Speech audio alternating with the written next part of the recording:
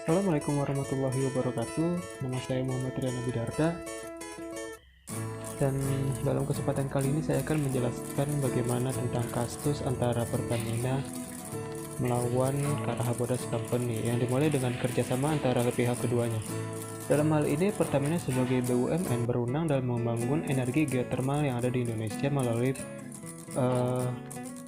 peraturan pada tahun 1994. Pertamina mengadakan kerjasama dengan pihak swasta, yakni Karahebodas Company, di bawah perjanjian Joint of Operation Contract atau JOP atau untuk mengembangkan energi panas bumi yang ada di Garut dan Tasikmalaya. Kesepakatan kerjasama ini berdasarkan Kepres nomor 45 tahun 1991 menggarisbawahi jalur alternatif untuk mengembangkan energi geotermal. Yang pertama, Pertamina dan kontraktor hanya mengoperasikan lapangan uap saja, dan yang kedua, Pertamina dan kontraktor membangun listrik dari uap tersebut yang akan dijual kepada PLN. Kemudian, awal mula kasus terjadinya konflik antara Pertamina versus Karahebodas dimulai dengan kepentingan antara Karahebodas yang mengutamakan kepentingan modal balik atau profit oriented dan Pertamina yang merupakan perusahaan nasional yang pastinya mengutamakan kepentingan nasional. Dengan adanya investasi masuk ke dalam Indonesia, maka otomatis kebijakan hukumnya berada di tuan rumah. Akan tetapi, Karahebodas merupakan perusahaan tunggal yang memiliki saham 100%, dan oleh sebab itu kebijakan yurisdiksi diambil oleh pemegang saham terbesar. Dan dalam hal inilah yang menjadi awal konflik dari Karahebodas melawan Pertamina, dan karena belum adanya aturan internasional mengenai hal ini. Dan kemudian dari latar belakang yang terjadi kasus Pertamina versus Karahebodas ini adalah karena krisis ekonomi. Pemerintah melalui Kepres nomor 39 tahun 1997 menangguhkan proyek PLTP Karaha sampai ekonomi pulih, dan pada tanggal 22 Maret 2002 pemerintah berniat melanjutkan proyek tersebut kembali, dan pada tanggal 30 April tahun 2002 pihak Karahebodas Company memasukkan gugatan ganti rugi ke Pengadilan Jenewa Swiss sesuai pada Joint Operational Contract pada sebelumnya. Pada tanggal 18 Desember tahun 2000, Pengadilan Arbitrase Swiss membuat putusan agar Pertamina dan PLN membayar ganti rugi sebesar 270 juta US dollar.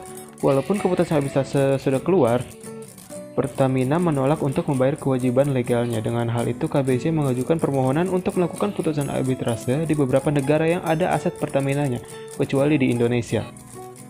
Selain menolak putusan arbitrase ke Pengadilan Swiss, Pertamina juga melakukan permohonan pembatalan putusan arbitrase di Pengadilan Negeri Jakarta Pusat pada tanggal 14 Mei tahun 2002. Namun tindakan tersebut menyalahi aturan arbitrase oleh PBB tentang pengakuan dan pelaksanaan ganjaran arbitrase di luar negeri. Kemudian kondisi perkembangan selanjutnya oleh kasus Pertamina melawan Karahebodas Company pada tanggal 27 Agustus 2007, Majelis Hakim Henry Swantoro mengajukan gugatan tertulis Pertamina dan memerintahkan Karahebodas Company untuk tidak melakukan apa-apa termasuk melaksanakan eksekusi putusan arbitrase dan menetapkan denda $500.000 per hari apabila tidak mengindahkannya. Oleh pengacara KBC di Indonesia, Rambun Cahya, berdasarkan putusan arbitrase, bentuk pembatasan seharusnya dilakukan dengan permohonan, bukan gugatan, dan yang berhak mengajukan permohonan tersebut adalah pihak dari arbitrase. Tapi hakim mempertimbangkan bahwa putusan arbitrase internasional telah dianggap melampaui kewenangan batas arbitrase nasional, dan juga menganggap bahwa Pengadilan Negeri Jakarta Pusat juga berhak mengadili kasus gugatan Pertamina untuk membatalkan putusan arbitrase. Dan hakim berpendapat juga bahwa putusan arbitrase sangat memungkinkan untuk digunakan dalam yurisdiksi Indonesia berdasarkan Konvensi New York tahun 1958. Dan sehari setelah putusan itu dikeluarkan, pihak KBC mengajukan kasasi ke Mahkamah Agung dengan dasar bahwa putusan tersebut tidak sah dan tidak memiliki kekuatan hukum. Dan pihak KBC juga telah menganggap bahwa putusan tersebut meremehkan nilai hukum perdagangan internasional dan berbahaya bagi investor asing yang mau menanamkan modal di Indonesia. Dan pada akhirnya kasus Pertamina versus Geraha Bodas Company dimenangkan oleh KBC dengan Pertamina harus menyerahkan dana yang telah ada di Bank of America yang sudah bertahun-tahun ditahan untuk membayar ganti rugi kepada Geraha Bodas Company sebesar 261 juta US dollar. Baiklah, selanjutnya mengenai kasus antara PT Bangun Karya Pratama Lestari dengan 9am Limited. PT Bangun Karya Pratama Lestari merupakan badan hukum Indonesia yang meminjam modal kepada 9am Limited yang merupakan perusahaan bermitra terbatas berdasarkan hukum dari negara bagian Texas, Amerika Serikat. Di sini loan agreement terjadi antara 9am Ltd yang meminjamkan uang sebesar 4.422.000 US dollar kepada PT Bangun Karya Pratama Lestari pada tanggal 23 April tahun 2010.